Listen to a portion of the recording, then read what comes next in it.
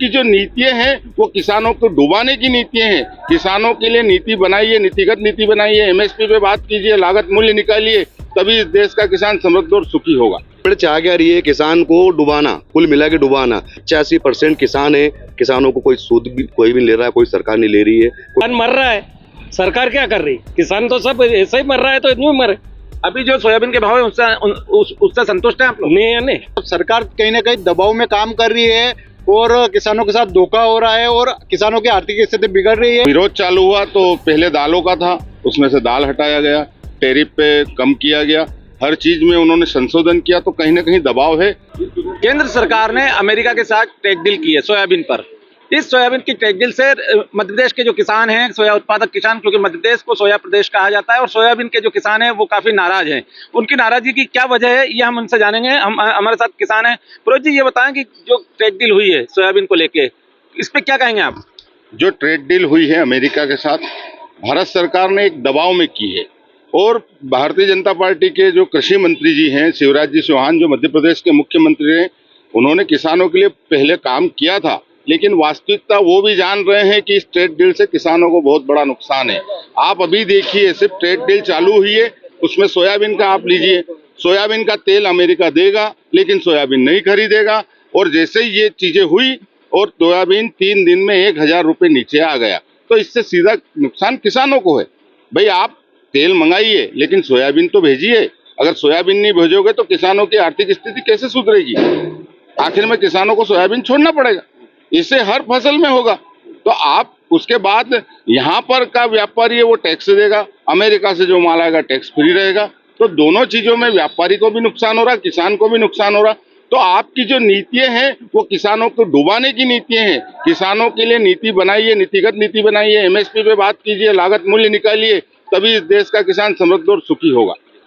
मतलब आप बताएं कि ये जो ट्रेड डील हुई है, इसमें जो बताया गया है कि सोयाबीन तेल तो अमेरिका भारत को देगा, लेकिन भारत का सोयाबीन नहीं जाएगा, तो ऐसे में किसानों की स्थिति किस तरह से हो जाएगी? खराब है ना सर, बिल्कुल खराब होनी है। ऑलरेडी आप देखो कि अभी तक जो किसान, मतलब अभी 2-4 वर्ष से आप ऐसे भी किसान को घाटा ही हो रहा है। मतलब उर्वरकों की रेट बढ़ गया है, दवाई का रेट बढ़ गया है, और किसान की जो फसल है उनके रेट गिरा हुआ है। और ऑलरेडी अगर आप तेल उधर से मंगवा रहे हो तो यहाँ का जो सोयाबीन है वो कहाँ पहुँचाएंगे? रेट अभी गिर गया ना, अभी देख लो, अभी डाउन हो गया सर। पहले कितना था और अभी कितना हो गया? हाँ, लगभग 5700-5800 बिकते थे, अभी 700-800, मतलब 1000 रुपये लगभग मंदी हो गई सर।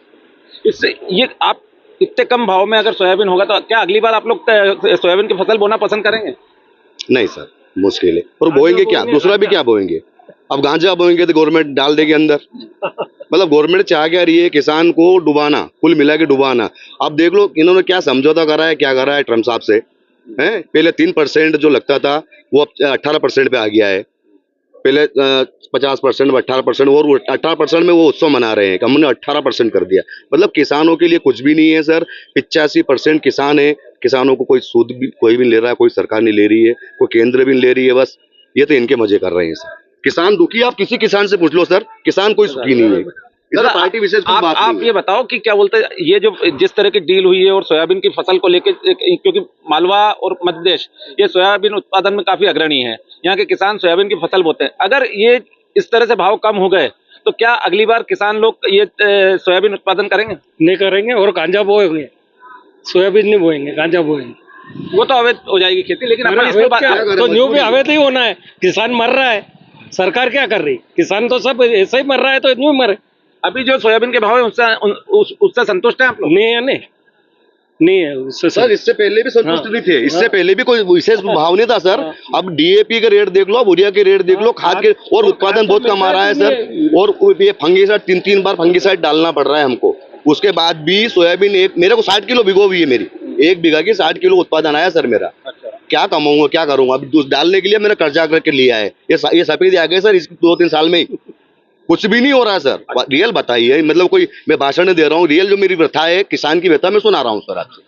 अच्छा, आप बताएं क्या कहेंगे आप? मैं किसानों के बारे में कहूँ, मैं खुद एक किसान पुत्र हूँ, और हमारे आने वाली पीढ़ी, जो कि हमारे पिताजी दादाजी 2004 में सोयाबीन 5000 रुपये कुंटल में बेच रहे थे, और आज हम 20 साल बाद भी मतलब इस 4000 भाव में बेच रहे हैं। तो मतलब सरकार कहीं ना कहीं दबाव में काम कर रही है और किसानों के साथ धोखा हो रहा है और किसानों की आर्थिक स्थिति बिगड़ रही है। हम वाकई में ये सोयाबीन की खेती छोड़ देंगे, फिर मालूम पड़ेगा सरकार को कि वास्तव में अगर किसान उत्पादन नहीं करा तो योग्य मतलब कहाँ से मतलब तेल हम किसान हम सक्षम है, हम खुद यहाँ तेल की फैक्ट्री डाल के हम खुद उत्पादन करके भारत को जितना है हम खिला सकते हैं। इतनी हमारे किसानों में हमारी ताकत है, हम इतना उत्पादन करके तेल खुद उत्पादन करके हम आम पब्लिक को, आम जनता को हम खिला सकते हैं। लेकिन सरकार को दबाव में नहीं आना चाहिए। हम हमारा सरकार के दबाव में आके ये ट्रेड डील की है सरकार ने ये जो किए ये गलत किया है। और क्या है कि सोयाबीन नहीं जाएगा तो किसान को तो घाटा ही है, पहले ही घाटा चल रहा है। 1800 डीएपी हो गई है,